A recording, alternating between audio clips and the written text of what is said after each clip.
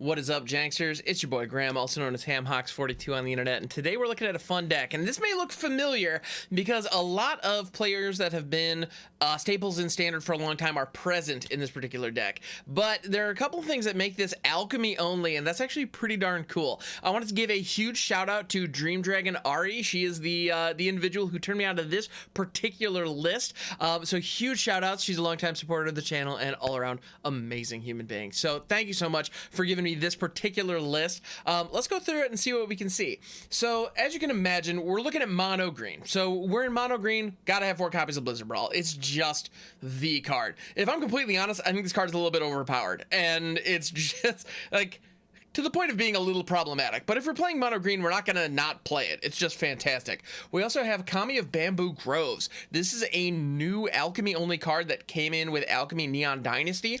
It is a 1/1 for 1 that says when Kami of Bamboo Groves enters the battlefield, you may put a land card from your hand onto the battlefield tapped. It ramps us up and gives us a 1/1 body, which is fantastic. But wait, there's more. It has Channel for 3, discard it, conjure 2 cards named Forest into your hand.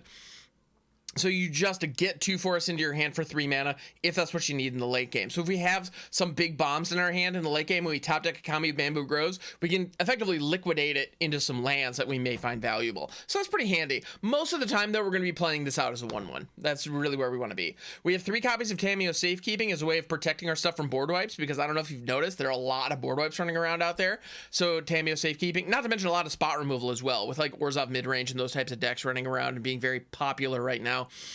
We need to be worried about that. And this also gives us an advantage in combat, which is nice, by giving our creature indestructible and hexproof to prevent blowouts and those types of things. So Tamiyo Safekeeping, it's just a little bit of insurance to hold back just to keep our stuff around. We also have Tenacious Pup. Tenacious Pup is a bomb and a half. This card is amazing. It is a 1/2 for 1. When it enters the battlefield, you gain a life for some reason, but also when you cast your next creature spell, which can be any turn, by the way, that creature enters the battlefield with an additional +1/+1 counter, a trample counter, and a vigilance counter on it. That's incredible. To be honest, this card could be a 0/1 and I would still run it. I think it's absolutely fantastic. And Tenacious Pup works especially well with a couple of other cards that we have in this deck that I'm going to get to. But for right now, let's move on in mana cost order, or mana value order, sorry. We also have Inscription of Abundance. This card is a house. It's just incredibly powerful. It gives you +1/+1 counters. It gains you life. It also is a fight spell.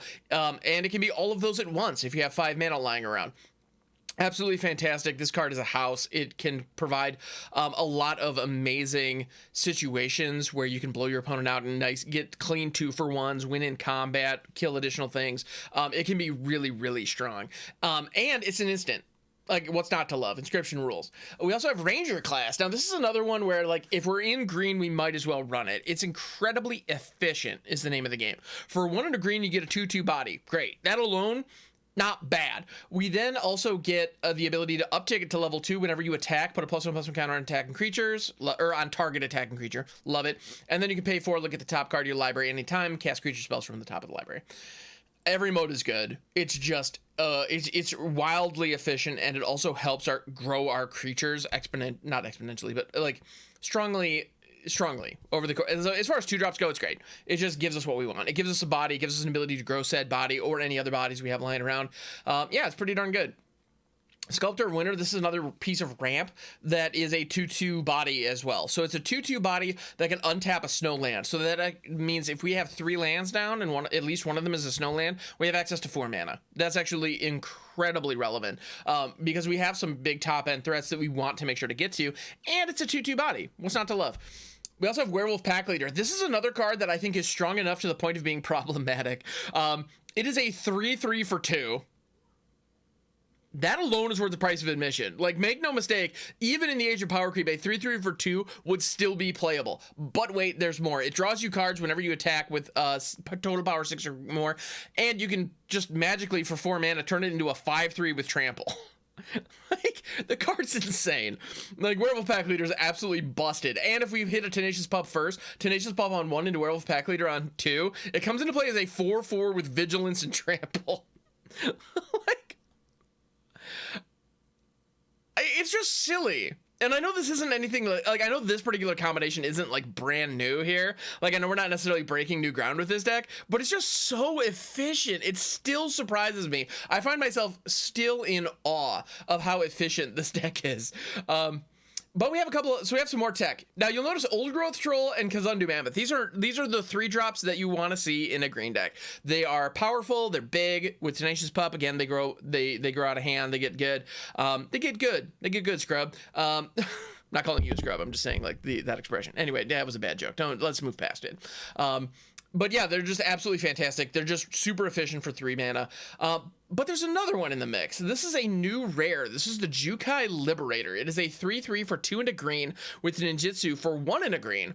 And whenever it deals combat damage to a player, choose land or non-land. You seek a permanent card of the chosen kind. It's basically Abundant Harvest on a ninja that can ninja in for 3/3. Now note, if we hit the Tenacious Pup on 1, we have a 1/2 body that can attack, and then we can ninja in the Jukai Liberator, bounce the pup back to hand, so we reload our Tenacious Pup, and the Liberator comes into play as a 4/4 Vigilant Trampler. Now, it will be tapped the first turn because it comes into play tapped and attacking, but after that, it's going to be Vigilant on the swing, which is insane, and it's got that Abundant Harvest tech, so we can then, depending on whatever we need, lands or non-lands, we can just say that, and then just load our hand up with whatever goodies we need. And again, that's on a 4/4 trampling body. Our opponent probably won't be able to block that efficiently later on. This card's a house. Like, Jukai Liberator is absolutely amazing, especially if you can get it flying on turn 2. Like, this is one of those, I remember thinking this card was pretty decent. Like, to be honest, I don't remember exactly how I rated it in my review of the Alchemy cards, but I remember thinking it was pretty good. But with Tenacious Pup, it's absolutely fantastic. Like, this card's actually really solid. And fun, if I may say. We also have Ulvenwald Oddity as a 4-drop. This is a 1 of in here. It's just a good curve topper. It's a 4/4 trample haste for 4, and you can pay 7 to transform it and give other creatures +1/+1 trample and haste, and then it becomes an 8/8. So it's a great way as a curve topper to provide some, add in that last little bit of damage that we need to squeeze through. We also have Dormant Grove. This is kind of an interesting one. Dormant Grove says at the beginning of combat on your turn, you put a +1/+1 counter on target creature you control. Then if that creature has toughness 6 or greater, you transform Dormant Grove. This is an interesting card because it transforms then into a 3/6 vigilance that give other creatures vigilance. So it's a defensive card. On the front face, it's offensive in that it's kind of an expensive Luminarch Aspirant, but when it flips, it gives everything vigilance, which is inherently a defensive ability, which is kind of interesting. All in all, I think this card is just cool. It's fun. I don't know that it's not. It is lacking in the efficiency of some of the other cards we have, but that's why it's a 1 of. We're not depending on this to execute our game plan, but it's a cool way to give us some additional counters late in the game, and then potentially vigilance, which could be really relevant depending on how combat's going for us. And then finally, at the top, the tippy top, Avabruck Caretaker. I don't know what else to say. If you ever played a game of Crimson Vow Limited, or a full draft of Crimson Vow Limited, you've probably been blown out by this card before. It's incredible. It is a 4/4/6 hexproof. Now, when Ward was introduced, I thought Wizards would stop printing hexproof. I was wrong. And here we are. Here we have a hexproof card. And this particular hexproof card says at the beginning of combat on your turn, put 2 +1/+1 counters on another target creature you control. Awesome. Absolutely fantastic. But wait, there's more. When it becomes nighttime, it becomes a Hollow Hinge Huntmaster, which is a 6/6 hexproof that says other permanents you control have hexproof. All of them, even your freaking lands. It's incredible. Then at the beginning of combat on your turn, you put 2 +1/+1 counters on each creature you control, including Hollow Hinge Huntmaster. So good. Like, yeah, Avabruck Caretaker is a house. We only have 1 of, purely because this is an aggro deck and we're trying to get in a lot of damage early on. So we want to be pressuring our opponent by swinging with 4/4s, 3/3s very, very quickly. Like, I mean, perfect situation. We're swinging for 4 damage on turn 2, with the Tenacious Pup Jukai Liberator combo. So given that that's the approach that we're trying to take with this deck, the Avabruck Caretaker really only fits as a 1 of because it's a good late game threat if we get to the late game. But if we have gotten to the late game, we've done something has gone awry. Our plan A was unsuccessful. So that's why it's a 1 of. And that's why all the, anything above a 3-drop is just a 1 of in the deck. because they're a little bit of spice to add some late game flavor, but preferably we're going to be getting it done in the early game. So if you've played Mono Green before, it's a very, very popular deck. This probably looks very familiar. It's got a lot of the usual suspects, but I gotta say, it's got a fun twist that makes it Alchemy exclusive, and I really, really appreciate that. So if you enjoy this video and you want to see more like it, please subscribe to the channel. It makes a huge difference. Like, I cannot express to you how important that is for me, actually, as a creator. So that is the easiest way to support the channel. I'd appreciate it very, very much. You can also catch me on Twitch, twitch.tv/hamhocks42 if you want to see this deck or others like it, or others that, to be honest, are a little weirder in action. You certainly can. And again, huge thank you to Ari for submitting this deck. I really, really appreciate it. And with that, let's get on to some gameplay. All right, so I'm seeing a 2-lander with the Kazandu Mammoth, which we can play down as a land, not to mention the Kami of Bamboo Groves and Sculptor of Winter. This looks like a keeper to me. It's not as aggressive as we want to be, but it could be a heck of a lot worse. Kami of Bamboo Groves is coming down. I'm going to put the Forest down. It's going to enter tapped. We could have thrown the Kazandu Mammoth there, but we don't have a 3-drop other than the Mammoth to play out, which is my thought. So if we draw into a land, we can play the Mammoth. If not,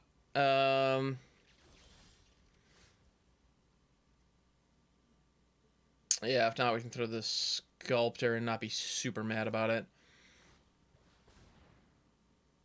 All right, you know what? I'm going to play the land out because we need to hit our land drops in this deck. It's just part of the deal. Kami Bamboo Grove swinging in. They do have... all right, we're going up against Is It. They're going to Voltage Surge.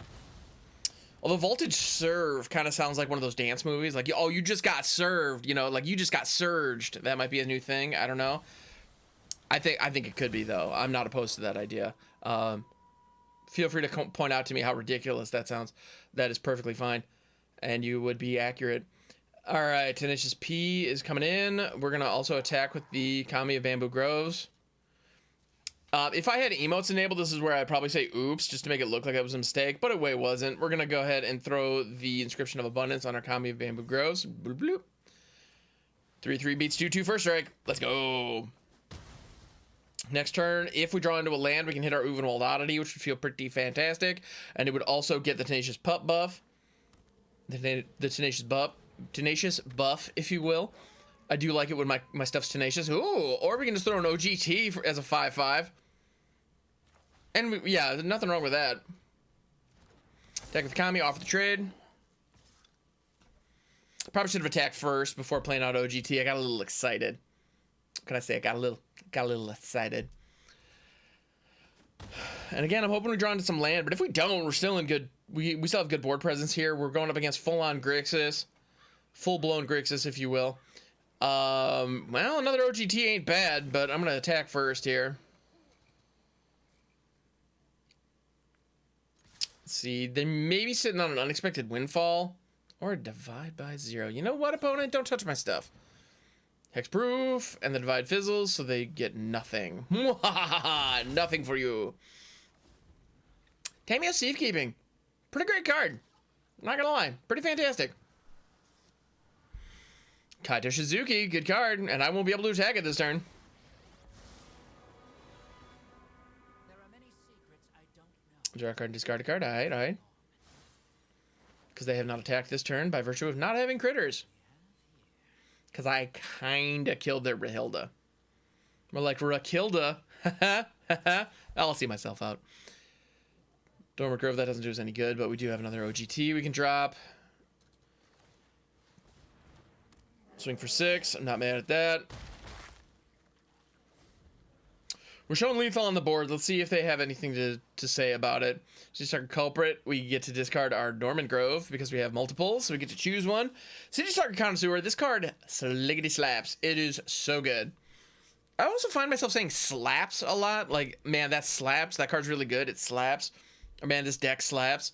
I think that's just me trying to sound young and hip. I think is really what it comes down to, but I'm like really just an old man and I know it. I think this is lethal. I haven't done the math and I don't plan to. We're sending it all to the face because math is for blockers. Let's go. And a lot of it has trample. Well, here, let's do some math real quick. 5. Yeah, no, they're just going to take it. Yeah, they could have blocked 4 of that, which wouldn't have been enough. All right, groovy. Got him. That was our first game with this deck. This deck's incredible. Like, and to be honest, the Tenacious Pup was the only Alchemy specific card we saw that game. The rest of it was just Mono Green good stuff, and my goodness, Mono Green good stuff is good stuff. I see lands, I see spells, I see a Alchemy of Bamboo Groves and a Tenacious Pup. I think this is a keeper. All right, we're gonna throw Bamboo Groves. Playing out the Foresta.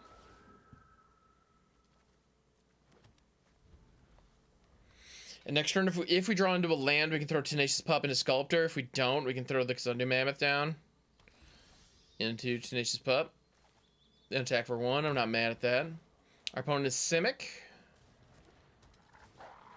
We have Tamiyo Safekeeping back. Not that these are the things we really want to be protecting per se, but it's good to have. Ooh, okay, we got Bant. Good old Bant. All right, so Sculptor of Winter is going to come down as a 3/3 with some bonuses.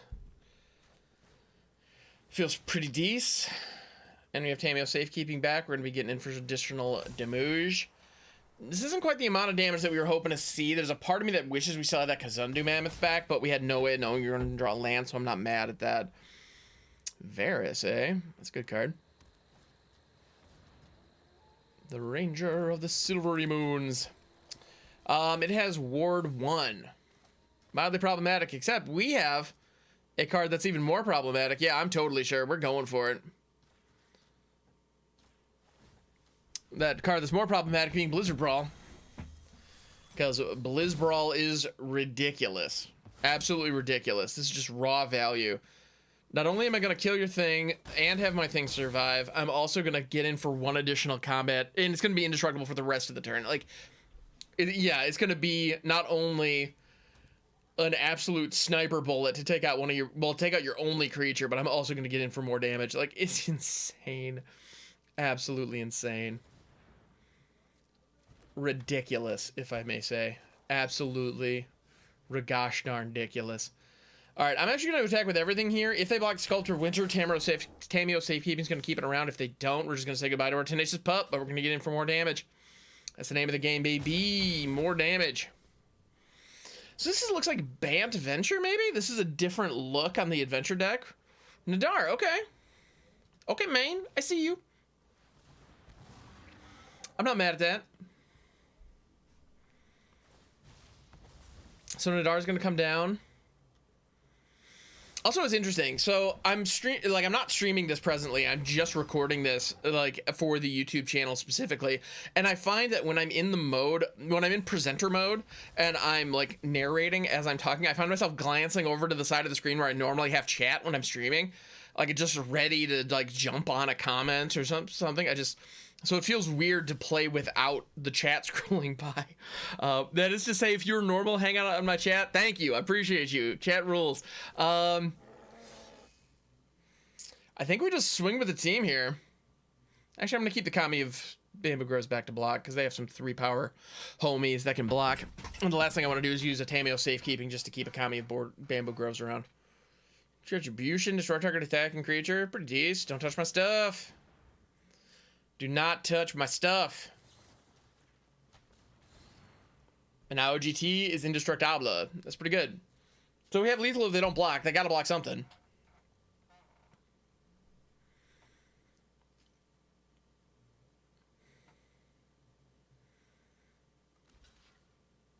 Ooh, Nadar. Trading with the Sculptor. I'm gonna untap Force because we can. Get in for 3 damage. We have 2 OGTs, just chilling, being OGTs. I'm feeling pretty good about our chances here. Yeah, so this deck, like this green deck, it's just the best parts of standard, and it's buffed from. Ooh, Doomscar. All right, all right. Both triggers can go on the stack simultaneously. It's all good.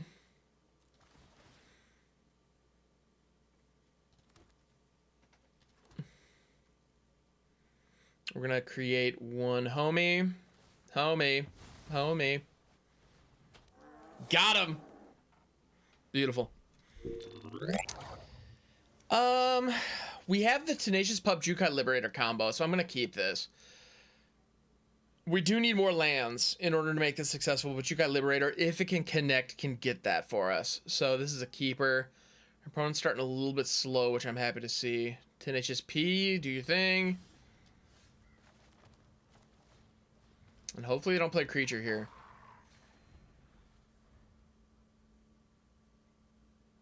Let's see what they follow this up with. I think they're debating whether or not to kill the Tenacious Pup. Core Blade Master, that's a huge problem. That's a huge problem. But we drew another land, so that's good. So Werewolf Pack Leader's coming down. I'm going to offer the trade here. Probably should have swung first, offer the trade. If they don't take it, the Jukai Liberator could have come in and done his thing.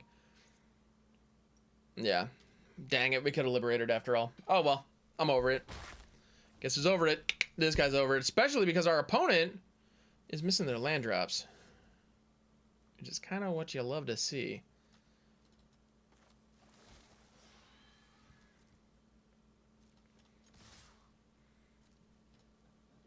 Grabbing up the pup.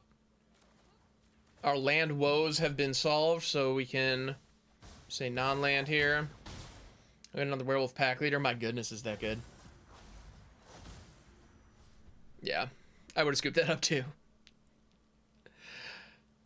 Wow, so this was a short one because it turns out really good Mono Green Aggro is really good Mono Green Aggro. It results in some pretty short games. Now, our opponent did get stuck on 2 land there, which does stink, but at the end of the day, we were able to just execute. Yeah, this deck is very powerful. If you're looking for a quick ladder deck, I would highly recommend this one. It's just good. The games are quick, as we saw today. And it can result in, and if you ever to tune it, like tweak it up, make it your own. I mean, at the end of the day, the Mono Green Aggro list is one that a lot, like literally thousands, if not tens of thousands or hundreds of thousands of players have played with the Mono Green list over the last year or so. And we got to join the party today. And to be honest, every now and then, taking a meta approach to something feels pretty good because it wins games. You know, like, we won some games today, so that was fun. If you enjoyed this video, or you know, or if you didn't, let me know in the comments below. I'd appreciate that very, very much. Normally on this channel we do weird janky brews, and we're gonna get back to doing some more weird and jankier brews here in the future. If you want to see those, please subscribe. It makes a huge difference, and I will catch you on the next one. Stay classy, be awesome, all that fun happy stuff. See you then.